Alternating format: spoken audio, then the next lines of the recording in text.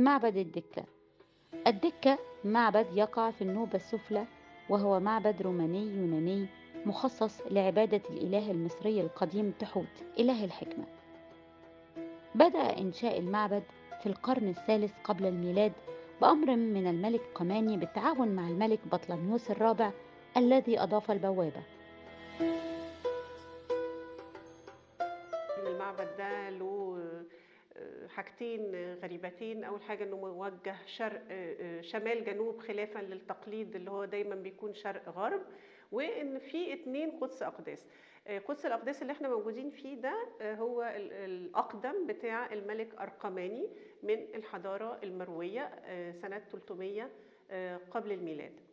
لكن أغسطس الإمبراطور الروماني طبعا ما حبش إن ما يبقالوش بصمته في المعبد، وحب يضيف قدس الأقداس بتاعه هو شخصيا. شوف قبل ما نخش عند أغسطس، بعد المناظر الجميلة هنا والنحت اللي موجود على جدران المعبد ده نحت بارز، وده الأسلوب الأصعب دايما في النحت، لأن النحات بيضطر ينحت الحيطة كلها حوالين الرسم اللي اترسم في البداية.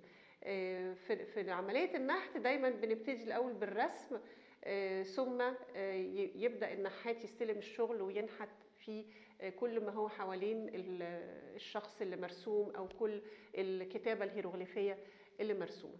عندنا هنا الملك أرقماني قدام أحد الآلهة وبيديله القرابين، وبنشوف إن هو تبنى التراث المصري الحقيقة في النحت تماما إرضاء للمصريين. يعني لما وصلوا منطقة جنوب مصر حبوا ان هم يثبتوا ولا يعني ان المصريين ما يبقوش ضدهم، فتبنوا الديانة المصرية وتبنوا التراث المعماري في النحت وفي البنى للمعابد بتاعتهم.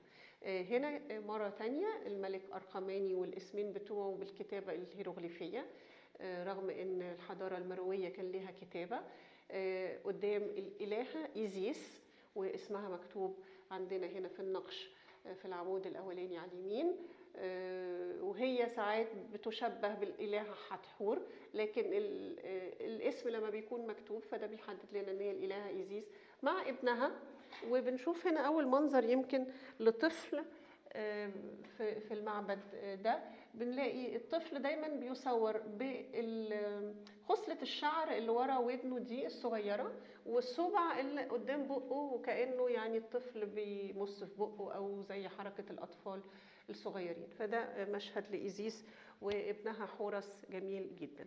في المنظر التحتاني برضو الملك أرقماني ماسك المبخرة وبيقدم قربان الماء المقدس أمام الإله أوزيريس. فاحنا هنا اكتمل عندنا الثالوث إيزيس وأوزيريس وابنهم حورس متصور في هيئة طفل. بننتقل من قدس الأقداس القديم بتاع أرقماني إلى قدس الأقداس الأحدث اللي بناه أغسطس.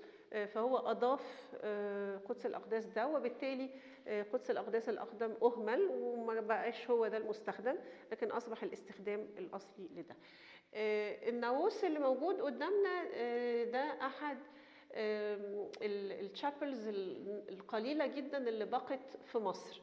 عندنا ناموس موجود في معبد فيلة، والناموس ده اللي تم ترميمه، وفي ناموس زيهم كتير اتخذوا بنلاقيهم في متاحف زي متحف اللوفر محتفظ ببعض الشابلز اللي متاخده من المعابد. يبقى اذا بنعرف من الحاجات المتبقيه عندنا ان كل قدس اقداس عاده كان بيبقى فيه القاعده اللي بيتحط عليها المركب المقدس لما بيوصل قدس الاقداس، وبيطلعوا التمثال منها ويتحط هنا بعد انتهاء الطقوس داخل الشابل دي او داخل الناموس ده، ويغلق الى في انتظار الاحتفال التالي.